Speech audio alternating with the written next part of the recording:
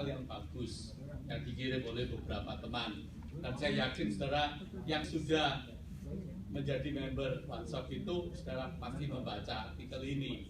Saya bacakan ya artikelnya begini, saudara. Ada nasihat seorang ibu kepada anak gadisnya. Suatu sore seorang anak gadis berkata kepada ibunya, Ibu selalu terlihat cantik. Aku ingin sepertimu. Beritahukanlah aku caranya. Dengan tatapan lembut dan senyum haru, sang ibu menjawab, untuk bibir yang menarik, ucapkanlah perkataan yang baik. Jadi kalau saudara ingin bibir saudara menarik, saudara ternyata bukan lipstik yang tebal, tapi ucapkanlah perkataan yang baik, kata si ibu itu. Untuk lesung pipi, ya, dulu orang menandakan kalau lesung pipinya itu ada lesung pipi begitu, orang bilang itu cantik, ya, menarik. Nah, untuk lesung pipi, tebarkanlah senyum yang tulus pada siapapun. Untuk mata indah menawan, bukan dipasang bulu mata yang tebal panjang begitu, saudara. Tetapi untuk mata yang indah menawan, lihatlah selalu kebaikan orang lain. Untuk tubuh yang langsing, sisihkan makanan untuk sesamamu yang membutuhkan. Pasti langsing. Kalau semuanya dimakan sendiri pasti langsung. Untuk jemari tangan yang lentik menawan, hitunglah kebajikan yang telah diperbuat orang lain kepadamu. Jadi kalau ingin jarinya itu lentik menawan begitu, itu kebalikan yang telah diperbuat orang lain kepada kita. Untuk wajah putih bercahaya, bersihkanlah kotoran batin. Anakku, janganlah mendambakan atau membanggakan akan kecantikan fisik, karena itu akan pudar oleh waktu. Kecantikan perilaku tidak akan pudar walaupun oleh kematian. Janganlah berdandan berlebihan, karena itu hanya dilakukan oleh mereka yang tidak percaya diri. Betul ya, bicara? Semakin tidak percaya diri, semakin make up-nya tebel kan? Jika kamu benar, maka kamu tidak perlu marah.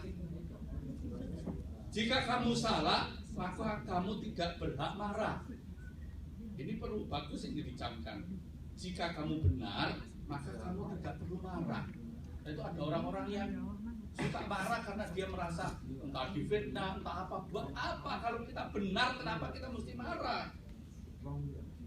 Tapi jika kamu salah, maka kamu tidak berhak marah. Betul ya? Kesabaran dengan keluarga adalah kasih. Kesabaran dengan orang lain adalah hormat. Kesabaran dengan diri sendiri adalah keyakinan. Kesabaran dengan Tuhan adalah iman. Jangan terlalu mengingat masa lalu, karena itu akan membawa air mata. Betul nggak, saudara? Kalau kita selalu mengungkit-ungkit masa lalu, terutama yang membuat hati kita pahit, hati kita sakit, apa gunanya sih? Sebab itu hanya membawa air mata. Ini nasihat si ibu. Betul ya? Jangan terlalu memikirkan masa depan, karena itu akan mendatangkan ketakutan. Kali orang kalau terlalu memikirkan masa depan berlebihan, membuat ketakutan. Jalani hidup saat ini dengan senyum, karena hal itu akan membawa keceriaan. Ini persis seperti yang dikatakan Yesus. Ya, mengapa kamu penuh khawatir? Hidup sehari cukup untuk sehari, kekhawatiran sehari cukup untuk sehari. Nah, orang kalau bisa memikul bebannya sehari lepas sehari, saudara, maka hidupnya penuh keceriaan. Ya, orang akan diliputi dengan air mata kalau selalu mengingat dan mengawetkan sedih hatinya. atau orang diliputi ketakutan kalau terlalu mikirkan akan masa depannya. Mengapa? Sebab memang masa depan itu serba tidak pasti. Oleh sebab itu Yesus mengatakan jalani hidup ini setiap hari bersama dengan Dia. Hidup ini jalani dengan senyum, maka kita akan hidup ceria. Nah, si ibu melanjutkan, saudara, nasihatnya. Setiap ujian dalam hidup ini bisa membuat kamu merasa sedih, membuat kamu merasa pedih. Setiap ujian dalam hidup ini membuat kamu merasa pedih atau bisa menjadi lebih baik. Setiap masalah yang timbul bisa menguatkan atau menghancurkan dirimu. Pilihan ada di tanganmu. Apakah kamu akan memilih menjadi korban atau menjadi pemenang? Carilah hati yang indah, bukan wajah yang cantik. Hal-hal yang indah tidak selalu baik, tetapi hal-hal yang baik akan selalu indah. Tahukah kamu mengapa Tuhan menciptakan ruang antara jari tanganmu? Ada yang tahu? Kenapa kok jari tangan kita itu tidak dibuat begini aja? Satu begini, tapi kok begini jari kita? Ada yang tahu? Nah, ini si nasihat si ibu ini mengatakan begini, saudara. Tahukah kamu mengapa Tuhan menciptakan ruang di antara jari tanganmu? Agar seseorang yang menurutmu spesial dapat datang dan mengisi ruang tersebut dengan menggenggam tanganmu selamanya. Ya kan? Kalau tidak ada ruang, orang lain gimana bisa masuk? Ya kan? Tapi kalau ada ruang, wah, saudara, maka orang yang spesial dalam hidup kita bisa mengisinya, bisa bergenggam bersama, saudara. Saudara, nasihat di atas sangat menarik, saudara. Sangat enak didengar, tapi susah dilakukan, betul nggak? Gampang nggak melakukan nasihat ini? Kalau kamu ingin langsing, sisihkan berkat itu untuk orang lain. Nah, ini bagus sekali, tetapi enak didengar, tetapi mudah enggak untuk dilakukan dalam hidup kita? Enggak mudah, saudara. Harus diakui kalau kita mau jujur. Enggak mudah. Mengapa? Mengapa, saudara? Nah, masalahnya itu di sini, saudara. Ya, sejak manusia jatuh dalam dosa, saudara, hidup manusia secara keseluruhan ada perubahan. Di mana letak perubahannya? Perubahannya di sini, saudara. Pada waktu manusia itu diciptakan oleh Tuhan, Tuhan menciptakan segala sesuatu itu baik. Dan manusia dan alam semesta ini diciptakan Allah di dalam kebenaran. Sehingga manusia, saudara, dia bisa melihat kebenaran, dia bisa membedakan mana yang benar dan mana yang salah pada titik pijak di mana dia benar. Itu pada waktu dia diciptakan. Ya, dia punya titik pijak hidupnya itu di dalam kebenaran, hidup yang benar. Dan dalam hidup yang benar dia bisa membedakan itu benar, itu salah. Pada waktu manusia jatuh dalam dosa ada sesuatu yang berubah. Titik pijaknya berubah. Dia tidak lagi bertitik pijak pada kebenaran, itu benar, tetapi dia sudah jatuh dalam dosa. Sehingga dia bisa membedakan yang benar dan yang salah dalam titik pijak dia yang salah, yang dosa. Apa akibatnya? Akibatnya begini, saudara. Pada waktu dia belum dosa, dia bisa membedakan mana yang benar dan salah di saat dia hidup benar dan hidupnya benar. Karena titik pijaknya benar. Sehingga dia bisa melakukan yang benar karena dia benar. Tapi pada waktu dia jatuh dalam dosa, saudara, maka titik pijak dia sudah dalam hidup yang salah, dosa. Dia tahu yang benar, tapi dia tidak bisa melakukan yang benar.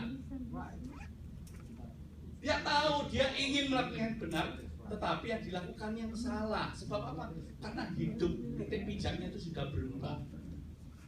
itu manusia yang disebutkan telah kehilangan kemuliaan Allah. Sebab kemuliaan Allah itu mempunyai arti yang paling dalam adalah kebenaran. Setiap orang yang hidup di dalam kebenaran, dia akan hidup di dalam kemuliaan. Sebab Allah adalah sang kebenaran, makanya dia itu disebut mulia. Nah, selama dia jatuh dalam dosa, titik bijaknya berubah, saudara. Nah, saudara, jadi kalau semua orang ditanya nasihat si ibu kepada gadisnya ini, semua orang pasti setuju. Kalau ditanya nasihat tadi itu baik apa enggak, pasti semua orang mengatakan baik. Kalau ditanya apakah nasihat orang itu, ibunya tadi itu terhadap anak gadisnya benar apa salah, ada yang bisa melihat ada kesalahannya nasihatnya? Tidak ada kan, benar kan salah? Ya, nasihatnya tadi benar, begitu. Tapi kalau si ibu itu ditanya, ibu kamu bisa memberi nasihat yang begitu indah, yang begitu baik, yang begitu benar kepada anak gadismu. Sekarang pertanyaannya, apakah engkau sudah berhasil menjalankan nasihatmu? Itu persoalan lain, saudara. Dan itu persoalan semua orang. Dia tahu yang benar, dia rindu yang benar, tetapi belum tentu dia bisa menjalankan apa yang dinasihatkan, apa yang dirindukannya. Sebab titik bijak hidup dia sudah berubah. Saudara,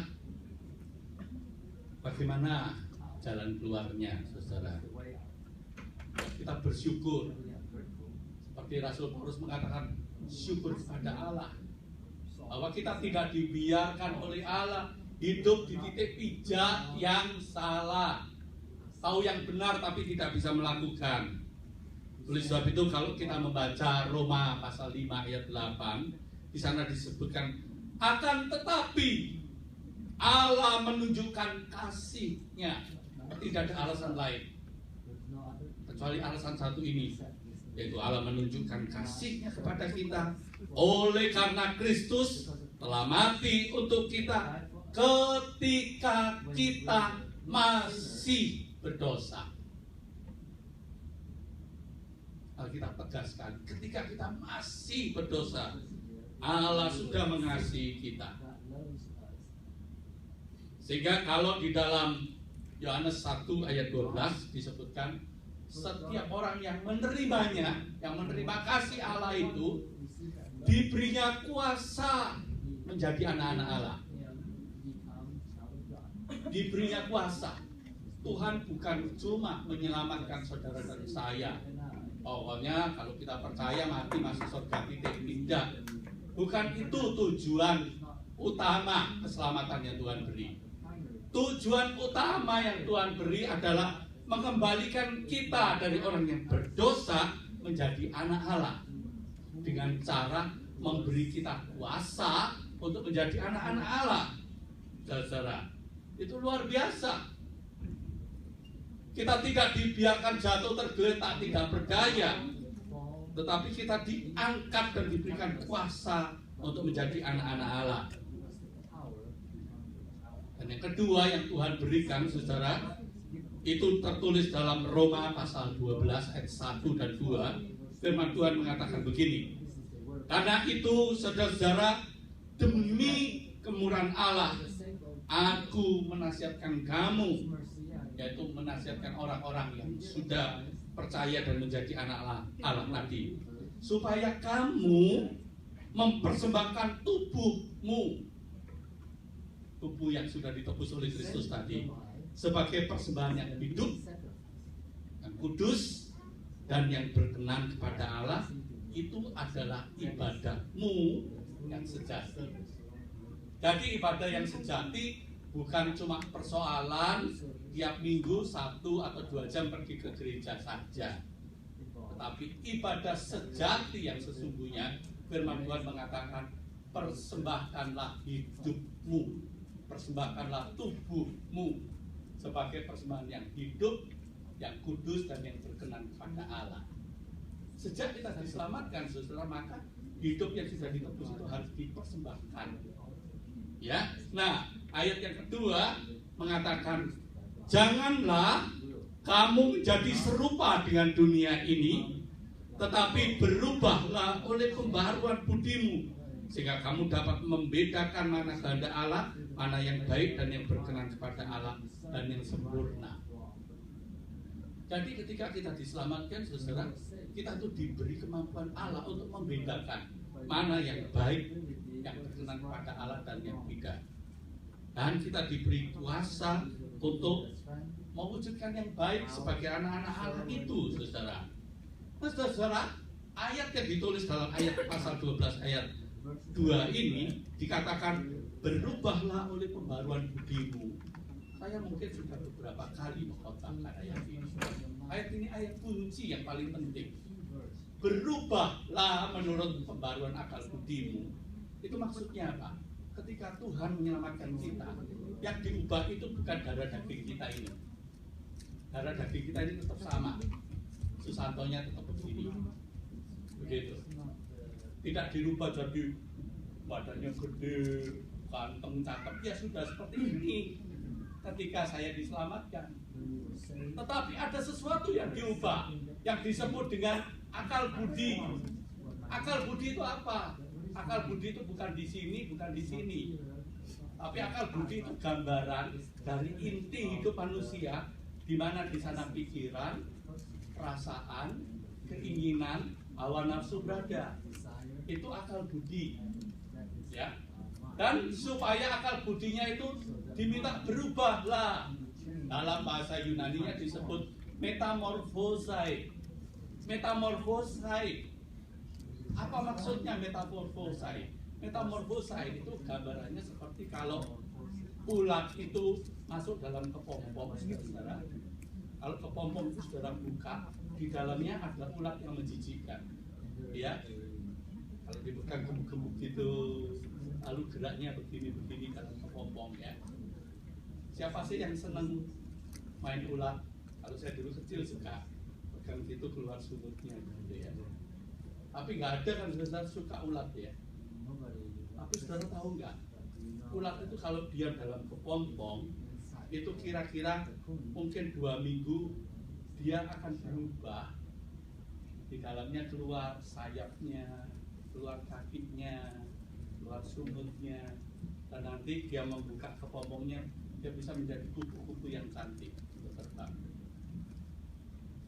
Kupu-kupu itu tidak pernah terjadi tanpa dia menjadi ulat. Nah, ayat ini itu mengambil metamorfose, mengambil gambaran seperti itu. Orang yang beriman, yang percaya Yesus itu adalah orang yang dulu seperti ulat yang menjijikkan, kemudian bermetamorfose, diubah oleh Tuhan dari dalam menjadi kupu-kupu yang siap terbang dan bagus. Dan Tuhan bilang seperti itu, supaya kamu bermetamorfose, sebab kamu sudah diubah dari dalam, supaya dari dalam itu perubahannya keluar. Dunia ini kebalik, dunia ini suka mengubah dari luar ke dalam. Tidak percaya diri, di make up tebel-tebel. Tidak percaya diri, diskotik sana, diskotik sini. Wah, ditambah sini, tambah sana, tambah sini. Wah. Kenapa begitu? Yang dilakukan yang luar, sebab dalamnya itu tidak percaya diri. Begitu. Tapi yang dilakukan oleh Tuhan ini mengubah dari dalam keluar. Itu indah. Dan itu yang dilakukan Kristus ketika kita menerima Dia. Ada suatu perubahan dari dalam keluar. Saudara, Tuhan sudah melakukan perubahan dari dalam. Dan supaya dari dalam itu menampakkan keluar, itu tanggung jawab saudara. Ada bagian kita yang harus kita lakukan. Tuhan mengubah di dalam. Kita harus menampakkan yang di dalam itu keluar. Sehingga disebutkan berubahlah oleh pembaruan budimu. Sebab budimu sudah diubah, supaya yang sudah diubah itu nampak keluar. Nah, tugas panggilan kita tadi, saudara. Maka dari Filipi pasal 4 yang kita baca tadi disebutkan, bersukacitalah senantiasa. Kalau kita itu mengalami perubahan dari dalam keluar, maka kita akan mengalami sukacita senantiasa. Dan diulang sekali lagi, katakan bersukacitalah. Saudara, kalau orang mengalami sukacita, disebutkan damai sejahtera Allah yang melampaui akal. Asal kita mengatakan situasi seperti ini, saya melakukan seperti ini, nonsen arti saya bisa damai sejahtera. Tapi kalau Tuhan sudah mengubah dari dalam, maka dikatakan damai sejahtera Allah yang melampaui segala akal akan memelihara hati dan pikiran. Siapa yang rindu hidup seperti ini? Di tengah-tengah orang biasa seharusnya secara wajar tidak mungkin mengalami damai sejahtera, tetapi justru orang yang mengalami perubahan dari Tuhan, dia akan mengalami damai sejahtera, perubahan dari dalam. Ya, walaupun itu melampaui akal manusia akan terjadi, saudara. Nah, tindakan konkretnya gimana sih? Ini masalahnya. Gimana caranya bisa mewujudkan supaya hidup kita itu sukacita, ada damai sejahtera Tuhan dalam hidup kita, begitu. Nah, tindakan konkretnya, saudara, dirangkakan begini. Langkah konkretnya, hidup kita itu perlu didetoksifikasi. Saya berikan judul detoksifikasi hidup. Apa itu? Seperti begini, saudara. Kita tidak terasakan dalam hidup ini tiap hari kita itu mengkonsumsi banyak makanan. Dan makanan itu, saudara, kita tidak sadar kadang-kadang itu mengandung racun juga. Ya, makanan enak seringkali banyak racunnya. Biasanya makanan yang enak itu selalu menimbulkan kolesterol, sisa-sisa yang menyebabkan pembuluh darah kita itu kotor. Nah, itu termasuk sampah-sampah yang ada dalam tubuh kita. Termasuk misalkan seseorang itu mengkonsumsi narkoba. Ya, kenapa kok narkoba itu awalnya begitu nikmat, begitu memikat, tapi lama-lama mematikan? Sebab kalau dikonsumsi secara tidak wajar, narkoba itu menimbulkan racun di dalam tubuh kita. Nah, sekarang bersyukur, saudara, di kedokteran itu ditemukan suatu metode untuk melepaskan orang itu dari kecanduan narkoba dengan cara disebut detoksifikasi. Yaitu racun yang ada di dalam tubuh yang menyebabkan orang itu kecanduan itu bisa dinetralisir. Ada cairannya, ada obatnya, bisa diinfus, dimasukkan dalam tubuh untuk dibersihkan. Tapi biasanya, saudara, orang yang sudah kecanduan itu memang racunnya bisa dibuang, tetapi kecanduannya yang dalam bahasa kedokterannya disebut kateksis itu, keterikatannya itu susah dibuang. Biasanya orang yang sudah kecanduan narkotik itu suka sekarang ini memakai detoksi. Oke, didetoksi supaya racunnya hilang, tapi setelah itu pakai lagi. Kenapa? Sebab ternyata, saudara, narkoba itu sebagai satu gambaran narkotik itu sesuatu yang membunuh hidup ini, sesuatu yang membahayakan hidup ini, sesuatu yang meracuni hidup ini. Memang, saudara, awalnya itu sangat nikmat dan memikat. Itulah dosa. Dosa awalnya selalu bersifat nikmat dan memikat, ujungnya mematikan, membinasakan. Dan itu gambaran dari narkotik. Nah, cara mengatasinya, orang harus penuh kesadaran dan melakukan detoksifikasi, menghilangkan racun dalam tubuhnya, dan jangan melakukan lagi. Saudara, firman Tuhan itu mengajarkan kita, setelah kita diselamatkan, Tuhan beri kita kuasa untuk mendetoksi sisa-sisa racun yang ada di dalam tubuh manusia lama kita. Sebab ketika kita ditebus, kita tidak otomatis sebagai orang yang sudah ditebus lalu pikiran kita jadi positif thinking, pikiran kita jadi penuh sukacita, pikiran kita jadi jadi orang yang begitu murah hati, baik tidak. Tetap manusia baru itu ada di dalam daging kita yang lama. Tuhan beri kita kuasa supaya itu dipakai untuk mendetoksifikasi sisa-sisa racun yang sudah ada di dalam hati kita, jantung kita, di darah kita, di otak kita. Itu merupakan kewajiban kita untuk melakukannya, saudara. Ya, saya pakai bahasa yang umum dipakai di kedokteran, detoksifikasi. Nah, gimana caranya, saudara? Ya,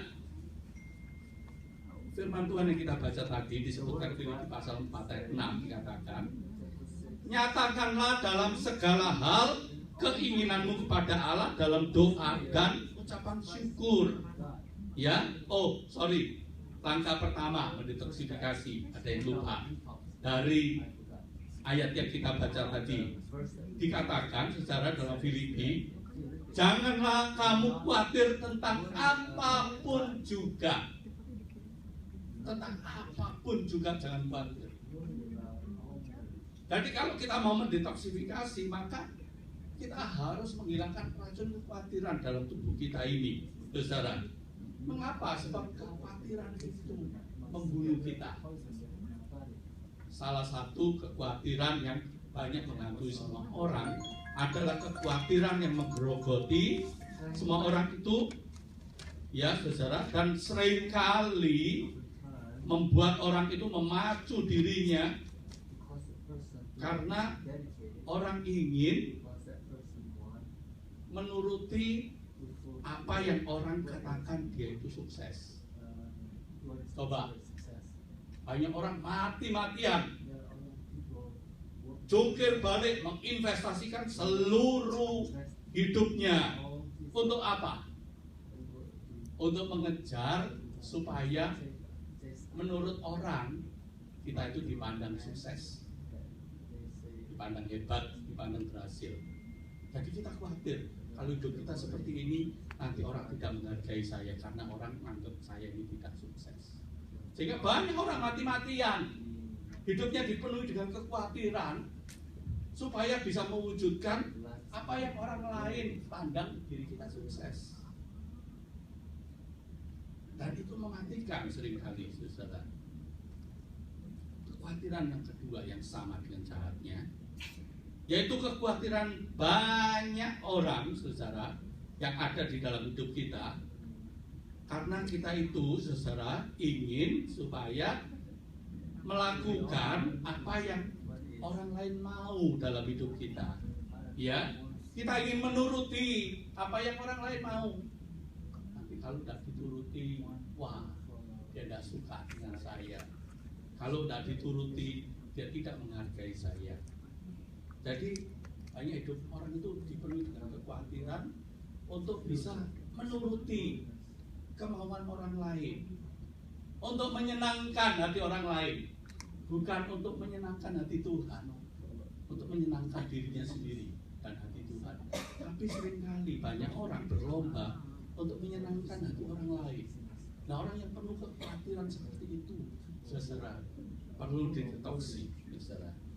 Yang ketiga, saudara, kekhawatiran yang dimiliki banyak orang, yaitu kekhawatiran untuk hal-hal yang belum tentu terjadi. Saudara amati, saudara pikirkan, saya punya kekhawatiran ini, punya kekhawatiran itu, punya kekhawatiran itu. Apakah semua yang saya khawatirkan itu pasti terjadi? Ternyata enggak, saudara. Banyak orang mengalami hal yang tidak dikhawatirkan dan banyak orang tidak mengalami apa yang dikhawatirkan.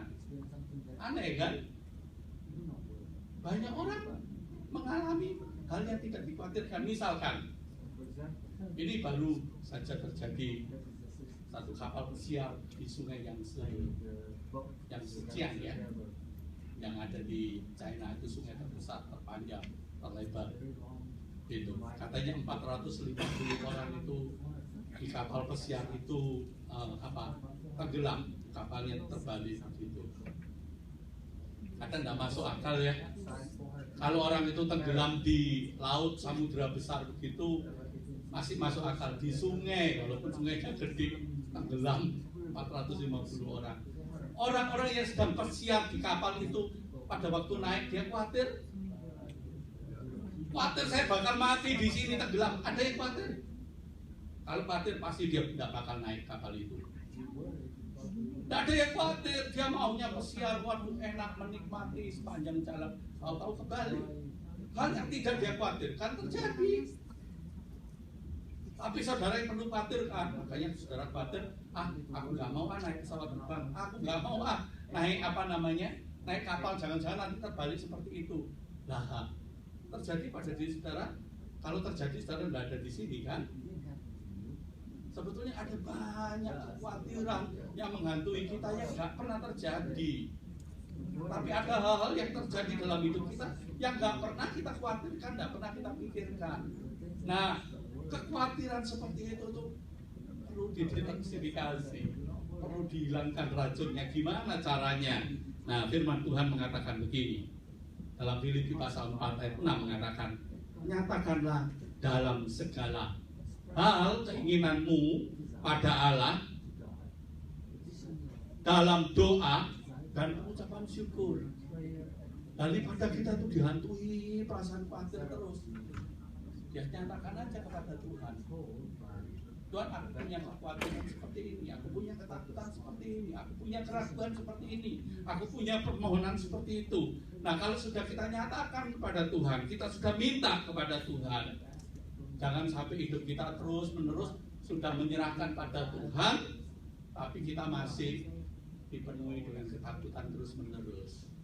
Beban itu tidak dipasrahkan kepada Tuhan, tetapi justru didoakan, tapi masih terus dipikulnya sendiri.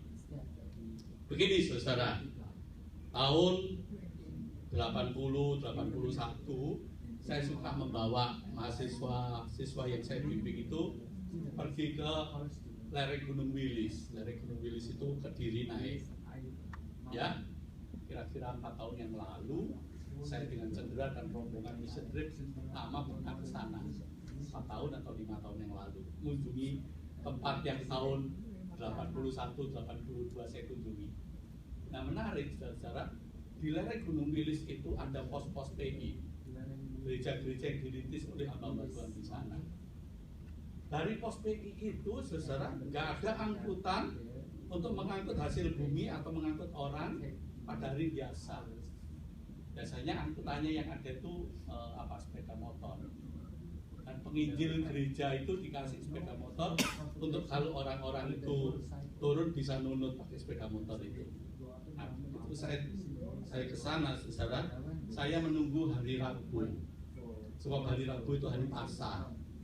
Itu jam 4 pagi itu sudah ada truk all diesel di sana yang mengangkut ketela pohon, mengangkut ketela rambat, mengangkut kentang gitu ya, hasil bumi dibawa turun ke Kediri.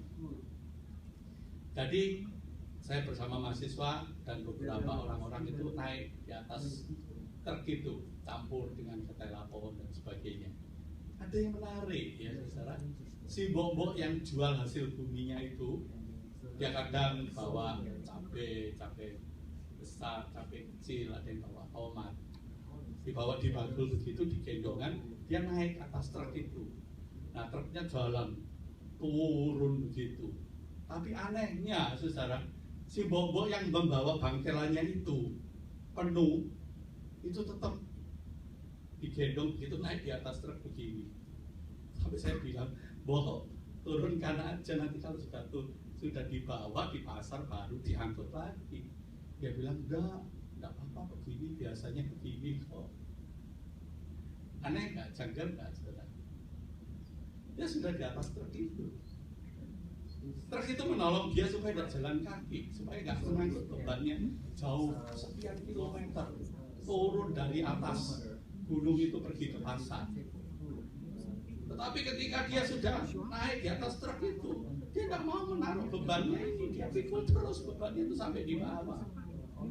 Lo ada apa? Mestinya tidak aja toh. Saudara, bukankah hidup kita sering kali seperti itu kan? Kita mengatakan, ya saya pasrah sama Tuhan, saya berdoa, penyakit saya serahkan sama Tuhan. Setelah diserahkan dalam doa, diambil lagi tiap hari, dibawa terus. Kita penuh dengan kekhawatiran. Firman Tuhan mengatakan, apakah dengan kekhawatiranmu itu menambah satu hasta, satu langkah saja dari umur kita? Kekhawatiran justru membunuh seseorang. Kekhawatiran justru memperpendek umur seseorang.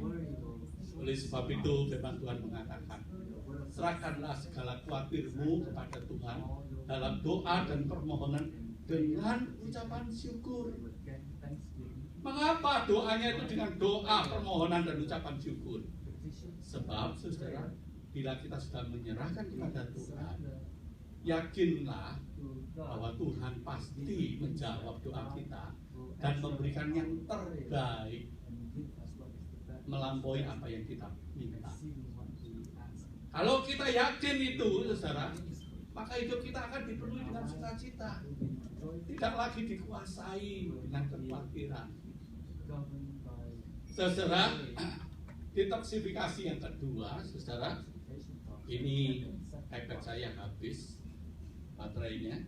Firman Tuhan dalam ayat yang ke-8 yang kita baca tadi disebutkan, segala sesuatu yang benar, segala sesuatu yang baik, segala sesuatu yang sedap. Apa ayatnya? Tolong bisa dibacakan. Pasal 4 ayat 8. Oh, itu ayat yang paling manjur untuk detoksifikasi racun-racun yang ada di dalam tubuh kita. Ada pasal 4 ayat 8.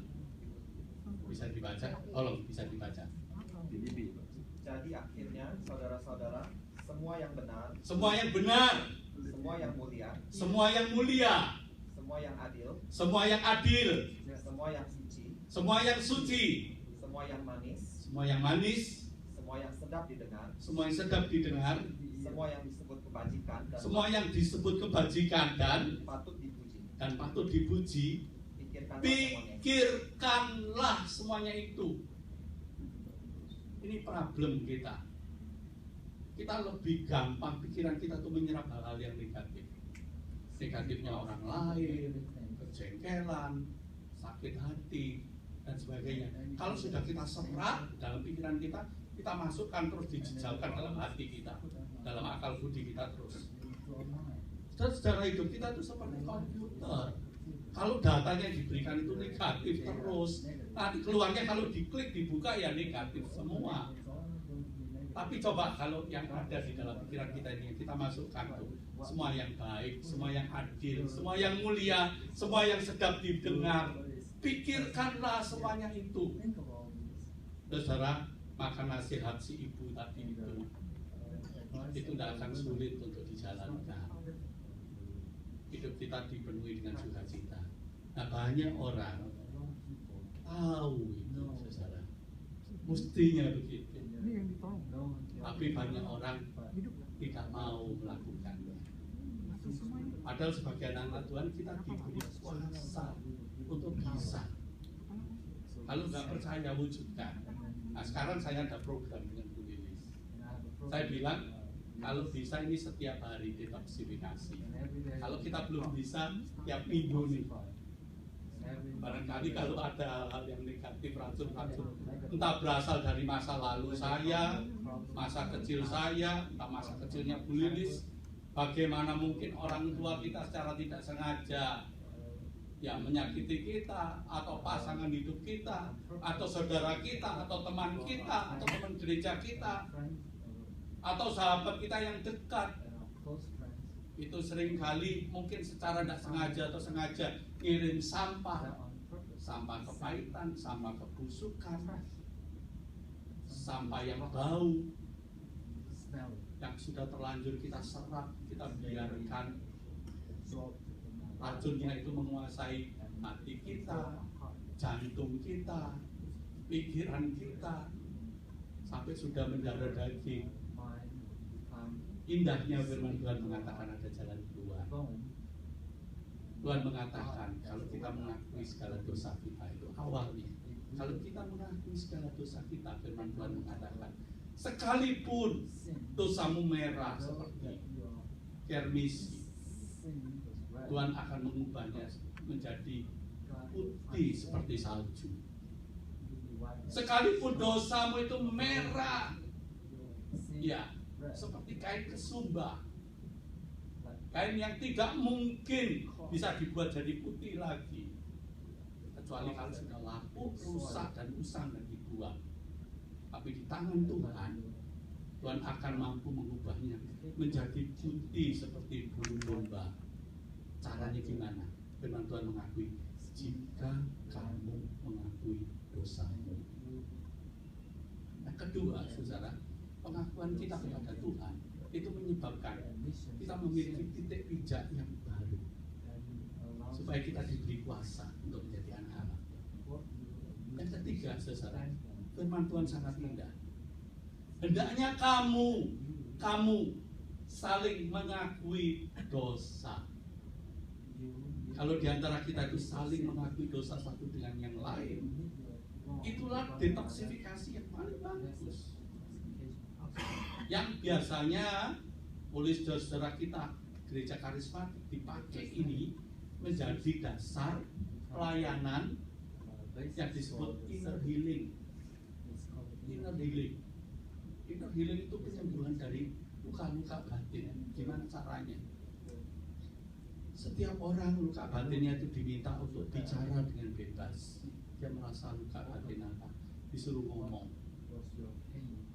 Dan orang lain yang menyakiti dia itu tidak boleh mengcounter, cuma dengar, cuma ngerti, cuma dengar, cuma ngerti. Ternyata itu cara yang paling ampuh untuk bisa menyembuhkan. Saya bisa mengkhotbahkan begini, kalau saudara tanya Pak Santo sudah berhasil, saya katakan belum. Saya dalam terus proses. Janjian dengan Bu Lilis, yuk kita saling mendetoksifikasi. Kalau saya punya luka hati, entah warisan dari masa lalu yang baik, dan saya sedang ngomong pada Bu Lilis, saya minta jangan kesusu, terus langsung dipotong, jangan kesusu langsung disalahkan, tapi didengar, dimengerti. Ya, itu cukup bisa mendetoksifikasi. Kalau Bu Lilis juga punya kepahitan masa lalu dan dia cerita dan sebagainya, kebiasaan pria, kebiasaan suami, kalau istrinya berkeluh kesah tentang kepahitan, si suami sudah merasa dia diserang dan dia siap dalam pikirannya, aku mau serang balik, aku mau adu argumentasi dengan dia untuk mempertahankan bahwa saya tidak begitu, saya yang benar, kamu lah yang salah. Dan itu menambah luka batin demi luka batin yang baru. Kalau Anda mau didetoksifikasi, biarlah kita saling mengutarakan, saling terbuka, dan membiarkan saudara jari-jari kita ini ada ruang supaya bisa diisi oleh orang yang spesial dalam hidup kita, supaya kita bisa bergandengan tangan dengan dia, berjalan untuk bisa saling menguatkan. Nasihat ibu tadi itu begitu luar biasa. Oke, Tuhan memberkati. Mari kita mengambil saat teduh sejenak.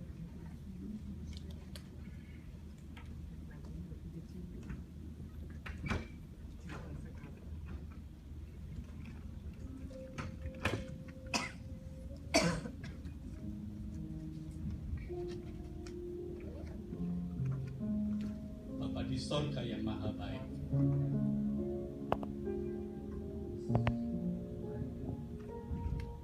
di hadapan-Mu dengan jujur kami mengakui betapa sering kali kami sebagai anak-anak-Mu yang masih hidup di dalam kebodohan.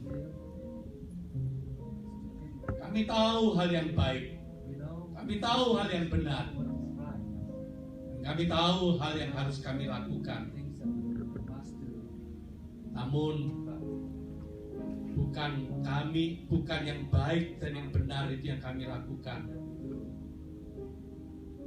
tapi kami menuruti apa yang kami mau, bukan apa yang Tuhan mau.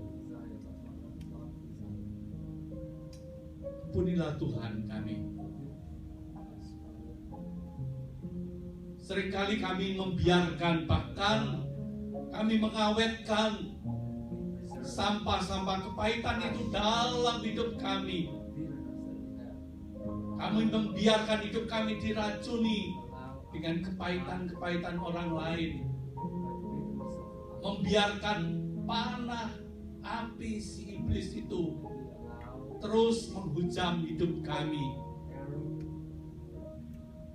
Padahal Engkau sudah memberikan kami kuasa untuk menjadi anak-anak Allah. Engkau sudah memberikan kami firman-Mu, supaya firman-Mu itu menjadi perisai hidup kami, yang melindungi kami dari panah si iblis yang memaikan dan yang mematikan itu.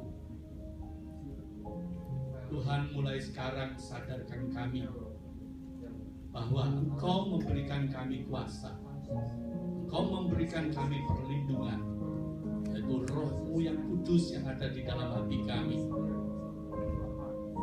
untuk mendetoksi segala racun, kepahitan, fitnah, kegeraman, kemarahan yang ada di dalam hidup kami, agar supaya segala sesuatu yang indah, segala sesuatu yang benar, segala sesuatu yang patut dipuji, segala sesuatu yang mendatangkan kebaikan, hal-hal seperti itulah yang biar memenuhi hati dan pikiran kami, sehingga hidup kami dipenuhi dengan sukacita surgawi.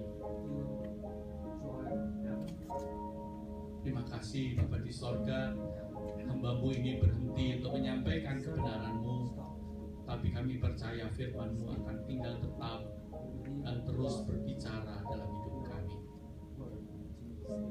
Di dalam Kristus Yesus kami memohon, tuntunlah kami supaya kami bisa menikmati hidup kami yang indah dan baik itu bersama dengan Tuhan dan dengan orang-orang yang kami kasihi di sepanjang perjalanan hidup kami. Haleluya. Amin.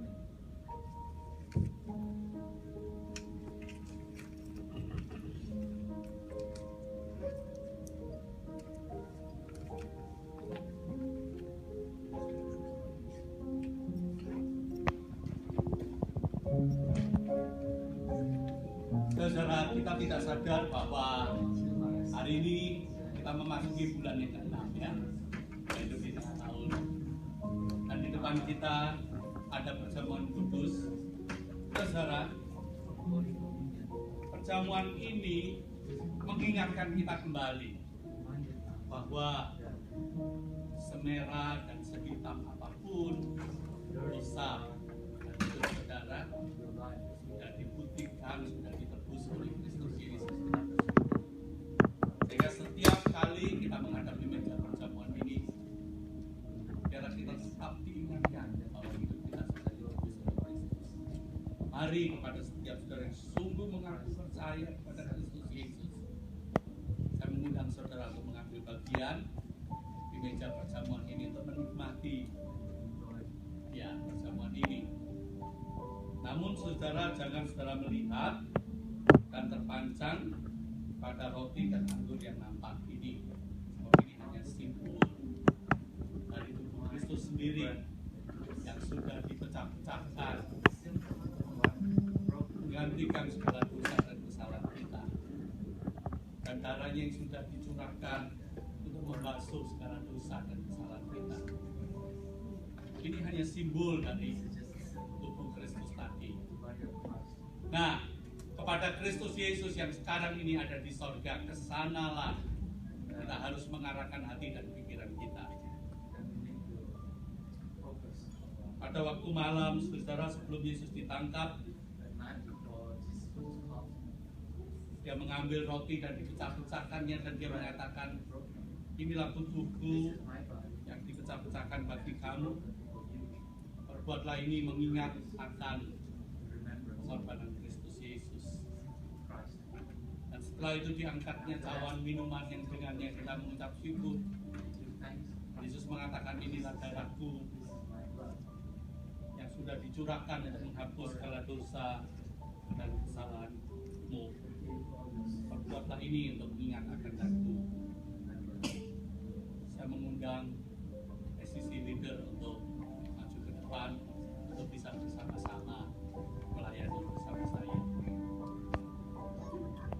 Ya, mari kita berdoa sebelum menerima perjamuan ini. Tuhan, kuduskan perjamuan ini supaya di dalam Kristus Yesus iman kami boleh kami letakkan bahwa Engkau sudah rela mati untuk menebus segala dosa kami, supaya kami hidup untuk kemuliaan nama Tuhan, hidup benar, hidup penuh sukacita dan mengalami damai sejahtera. Kami percaya melalui perjamuan kudus ini Engkau hadir di dalam roh-Mu yang kudus, memeteraikan akan kebenaran-Mu di dalam hati kami. Di dalam Kristus Yesus kami memohon, berkatilah perjamuan ini. Haleluya. Amin. Terimalah dan bagikanlah.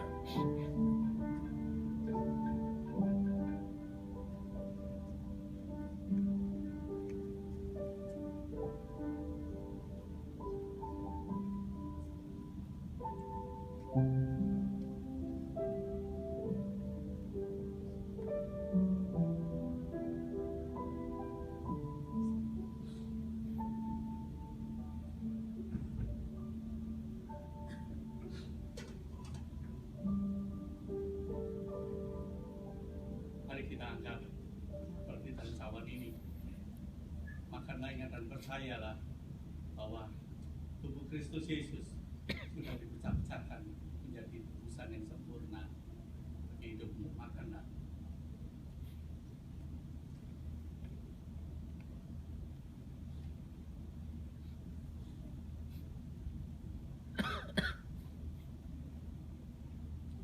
Minumlah, ingat dan percayalah bahwa darah Kristus Yesus sudah ditumpahkan untuk menghapus segala dosa dan kesalahanmu.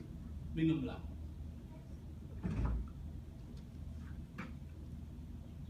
Mari kita berdoa. Ya Tuhan yang rahmani dan rahimi,